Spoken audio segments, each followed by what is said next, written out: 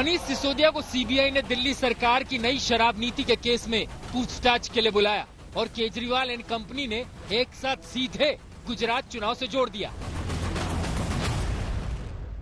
देखिए, पूरी कवायद जो चल रही है वो गुजरात चुनाव की चल रही है। गुजरात में आम आदमी पार्टी और भारतीय जनता पार्टी की सीधी टक्कर है। भारतीय जनता पार्टी काफी नर्वस है।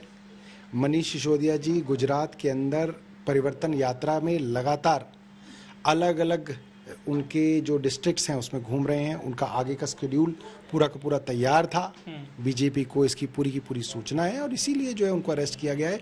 आप देखिएगा, अभी मनीष सिसोदिया जब तक गुजरात के चुनाव नहीं होते तब तक वो जेल में रहेंगे और जैसे ही गुजरात के चुनाव हो जाएंगे जेल के ताले टूटेंगे, मनीष सिसोदिया छूटेंगे।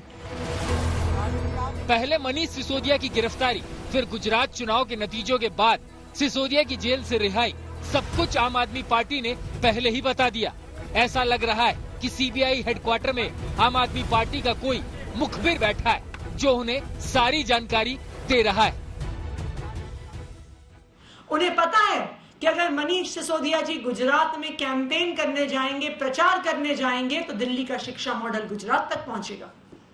उन्हें पता है कि अगर सत्येंद्र जैन जी गुजरात में कैंपेन करने जाते तो दिल्ली का स्वास्थ्य का मॉडल गुजरात तक पहुंचता।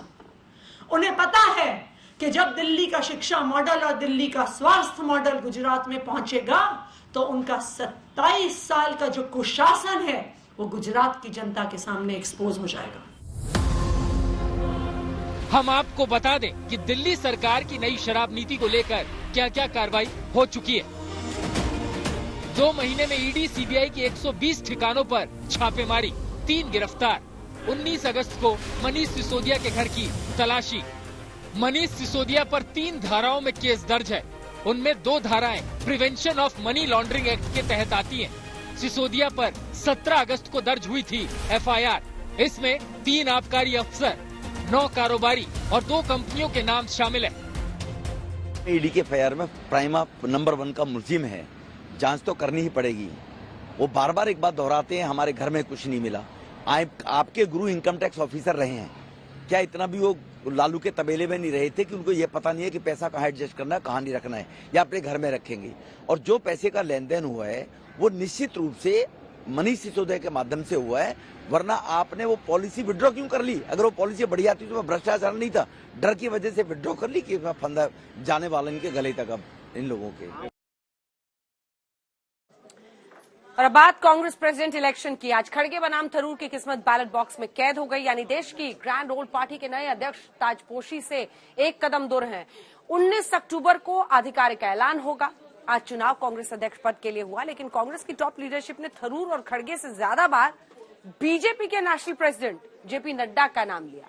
आखिर अध्यक्ष पद के चुनाव के दौरान कांग्रेस को बार बार बीजेपी क्यों याद आई, देखिए।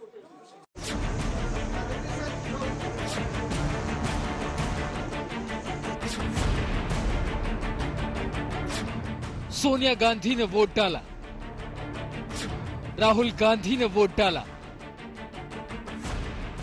प्रियंका गांधी ने वोट डाला, थरूर ने वोट डाला, खड़गे ने वोट डाला।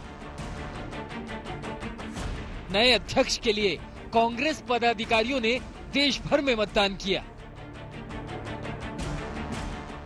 कांग्रेस पार्टी के 137 साल के इतिहास में ये छठी बार है जब कांग्रेस के अध्यक्ष पद का चुनाव हो रहा है। और यहाँ पे आप देखिए एआईसीसी हेडक्वार्टर्स में कांग्रेस की कार्य समिति की वोटिंग के लिए इंतजाम किए गए हैं। अब आप देख सकते हैं कि 10 जनपद से सोनिया गांधी अब एआईसीसी हेडक्वार्टर्स की तरफ आते हुए, और यहाँ पे सोनिया गांधी के साथ प्रियंका गांधी वाड्रा भी आपको नजर आ जाएंगी।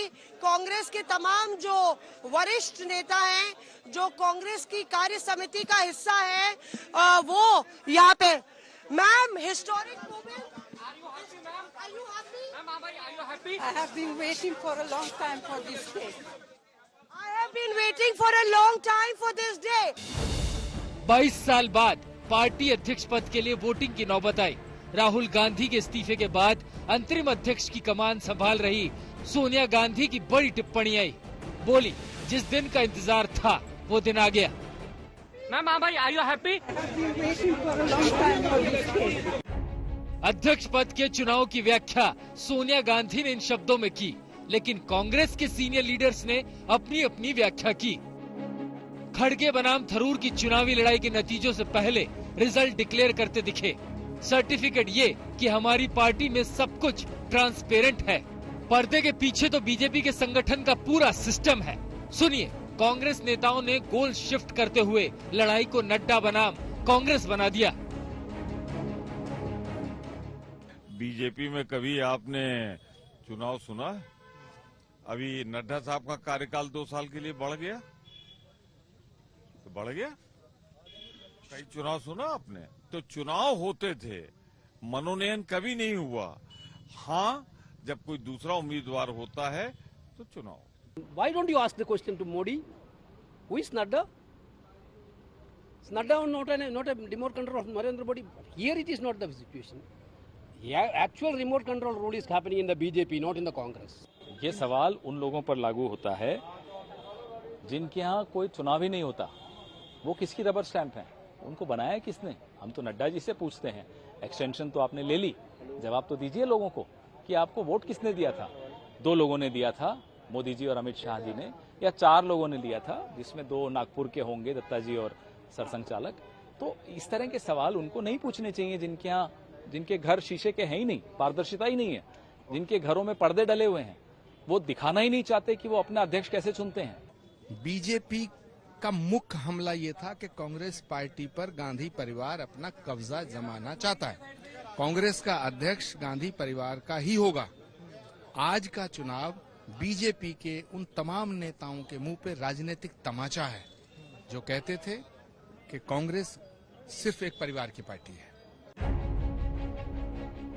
ये तब है जब खड़गे को कांग्रेस के ऑफिशियल उम्मीदवार की तरह पेश किया गया और थरूर को गांधी परिवार के विरोधी की तरह। तभी तो आज भी मल्लिकार्जुन खड़गे यही सफाई दे रहे हैं कि गांधी परिवार का उनकी उम्मीदवारी से कोई लेना देना नहीं है। Contesting the election on my own, and everybody supports me. Why you are discriminating Gandhi family, that family? वहीं थरूर कई दिनों से कांग्रेस आलाकमान के रवैये पर दबी जुबान में नाराजगी जाहिर कर रहे हैं। वोटिंग से चंद घंटे पहले भी थरूर ने सवाल उठाए थे। टिक मार्क की जरूरत है। मेरे ख्याल में एक टाइम पे कहा था कि नंबर 1 लिखना पड़ेगा।